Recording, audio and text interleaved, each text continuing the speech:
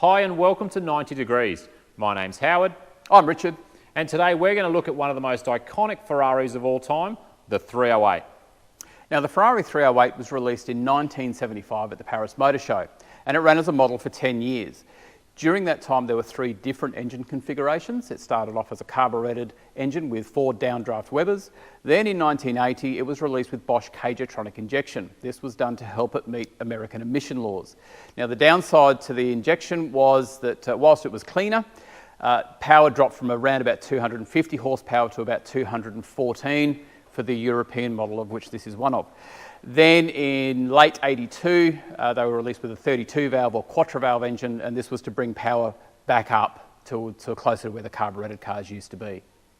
Now this particular car is a British version. It's one of 67 delivered new in 1981 in the UK. In case you haven't picked up, we're actually in Australia. But today we're going to have a look at some of the things that make this car unique. Okay, so the first thing you probably noticed at the front of this car are these Cibi spotlights. These were called flash to pass lights. It was a British requirement that if you were going to overtake, you needed to flash to overtake. And with the pop-up headlights, that would take too long to happen, so you have these. Howard, do you want to just... There we go. Okay, so I'm not really sort of too sure how this works. I don't know whether you wake up one morning and sort of go, okay, today I'm going to flash to pass, so I'll take the covers off, or whether you leave with the covers on and then go, okay, I guess I'm not overtaking anybody. I'm not really sure. But a fairly unique feature that were put back on this car when it was restored to make it as close to its original UK spec as possible. Right, let's have a look under the bonnet.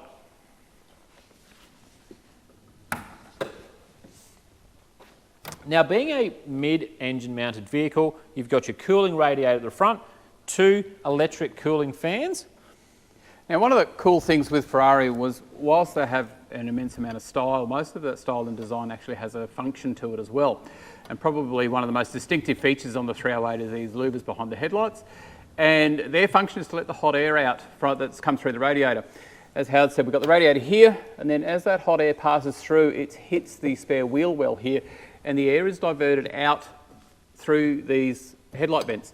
The 32 valve or quattro valve model had an extra vent in the bonnet to assist with cooling. These sponge strips are very important. They seal against the radiator and the spare wheel well here to make sure that the hot air doesn't make its way up towards the cabin and is directed out through the headlights. The later model, the 328, which came out in 86, they did away with the louvers behind the headlights and just had a larger single vent in the bonnet. Other things of note in here, the windscreen washer bottle is here. We have a full-size spare tyre. That's probably the most common. My understanding is all the American vehicles had a full-size spare. Some of the European countries did have a space saver, and possibly one of the first cars to have a space saver. Don't quote me on that, but they were certainly pretty new back in the day. Spare wheel also contains the tool roll, and underneath the spare tyre is the battery. We'll probably show you that on another video, how to access the battery. Other thing, one good way to tell your car whether it's one of the ways to tell if your car is Euro or American, the catch. So European cars have a single. The Americans, being the good safety conscious people that they are, have one on each side. I guess if you're in an accident, that's probably, you want to make sure your bonnet stays on the car. I don't really know. Absolutely, very important. And we have brake fluid reservoir here. This panel here is removable. Inside there is your air conditioning, as well as your heaters. This car has 2 heaters. There's a heater box on that side, a heater box on that side. Again, possibly one of the first cars to have dual zone heating in such a small cabin. I doubt that it actually functions that way, but we'll show you that a bit later when we go inside the cabin and have a look at the controls there.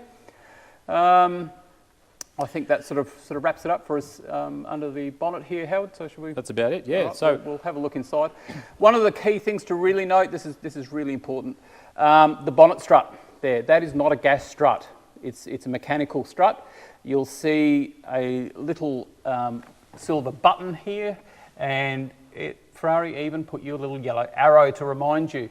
If you push this bonnet down without pushing that silver button, you will bend the bonnet. If you ever see, and you will see them, Ferraris with sort of like a little kink, it's usually because somebody's tried to do that. So what you want to do is just release the tension, push the button in, get it there, and away we go. Let's have a look inside. Another one of the beautiful design features on this car is the door handles. Now I'm just over 6'2", and I'm going to show you how to get into one of these as elegantly as possible. Put your foot in first, hand down on the sill, and lower yourself in. What you definitely don't want to do is lean on the door at all. But now I'm in here, it's actually surprisingly comfortable. Now as you look at the dash, Ferrari have put all your critical information right in front of you. You've got your tacho, fuel gauge, coolant temp, oil pressure, speedo's on the right. You've got your hazard flasher light, alternator light. Up here on the left hand side is an orange light that comes on when you have your interior fan on. Not sure why that's there, but on this version it actually works. As we move down to the console, you've got another 2 gauges. You've got your clock on the left-hand side and your oil temperature gauge. But there it is, the signature Ferrari gated shifter. To me, nothing says Ferrari more than that. Now, one of the key changes to GTSi is the power window switches. On the previous model to this, they were mounted up on the armrest. You also got your AC controls, which, to be honest, are marginal at best. You've got a cigarette lighter. I challenge anybody to try and have a cigarette in an open top car and dodge the ash as it flies around. But then we come back to one of the beautiful things about this car, and that's the analog switches. So these are affectionately known as Mickey Mouse ears, and you can see why. You've got your aerial blower fan inside the car, which is that orange light we talked about on the dash earlier. You've got your hazard switch and your wiper motors, and then you've got your dual climate controls. Rounding it off, you got your handbrake. But one thing I really can't describe to you is what it's like to use these truly analog mechanical switches. They're just a thing of beauty and something you really have to experience when you have a look at one of these cars. Right. Now, just before we jump out, I just want to highlight the steering wheel. Now, historically, Ferrari have almost exclusively used Momo steering wheels. However, from 80 to 82, they use Nardi. This one's got a Nardi steering wheel on it. Also on the left-hand side of the column here, you've got your indicators, headlight switch, and your wipers on the right-hand side. All right, let's go and have a look at the engine. Now, to open the engine compartment, Ferrari's got a beautifully styled chrome lever here in the driver's side pillar. Pull that gently. Okay, so looking inside the engine bay, we've got our engine cover louvers here. That's to assist in letting the hot air out of the engine bay. We've got our 3-litre V8 engine. It's actually a 2.9, but it's called a 3-litre. That's where the 3.0 in the 308 comes from, 3-litre, 8-cylinder. What you've really got here almost is 2 4-cylinders running on a common crankshaft. It's a flat plane crank, which is what gives Ferrari its very distinctive exhaust sound. You've got quad cam, 2 distributors, 2 coils, and 2 ECUs are down in the left-hand rear lower corner of the boot here that drive it. On top of that, we've got our air filter or air intake into our KJ-tronic system. Now, the scoop on the driver's side of the vehicle actually channels air in through the guard there, up for cold air into the induction. And the one on the passenger side of this vehicle is channeling cold air through the oil cooler to help control engine oil temperatures. This vehicle's also had the headers have been ceramic coated just to keep engine temperatures, engine bay temperatures down. And then we'll move over to having a look in the luggage compartment. See if Howard can do it without breaking it this time. Okay, so it's actually sort of fairly roomy. You probably wouldn't want to be carrying ice cream in here for a particularly long period of time. It does get warm. Electric antenna is just over there on the driver's side.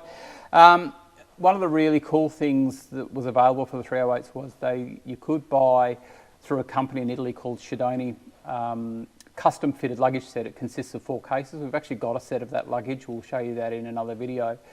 But very rare, very valuable, but beautifully crafted fitted luggage set. It's quite impressive. Moving over to the rear of the car, you've got, of course, you're fairly iconic for the era Ferrari taillights. We've got our 308 GTSi, so the model before, the carburetted version just is a GTS. I is for I don't have 4 Weber carburetors on my engine, or I is for I need a stereo to listen to because I don't have the beautiful sound of 4 Webers on my engine. Not really I's for injection. Ferrari horse. Another thing with this one is the rear fog lights here. That's another UK thing. So again, the United Kingdom vehicles have the red fog lights, so that's why they've been refitted to this car. And the slim bumpers, a good way to identify European 308s as well. The American cars have got a 5 mile per hour impact bumper. It looks like a large sort of bench seat hanging out off the back of your car.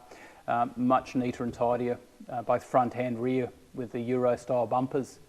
We're going to go and have a look as we finish up now. We'll go and have a look at the louvers that cover the rear windows and just see how the fuel filler is there.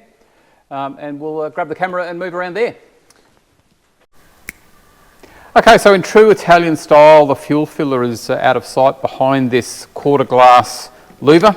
So to access it, pop your key in, open your louver up. They've got this really neat rubber flap that folds down to protect the paintwork as you put your fuel nozzle in.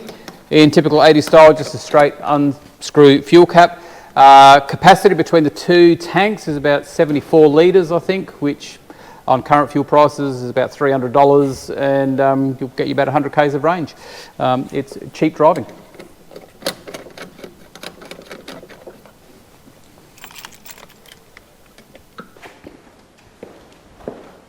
So there you go, guys. There's an overview of the 1981 Ferrari 308 GTSi. Next time you join us, we're actually going to take this out on the road. We're going to show you what it's like to experience driving a piece of 40-year-old Italian motoring history. So don't forget to like and subscribe, and we'll see you next time. See ya.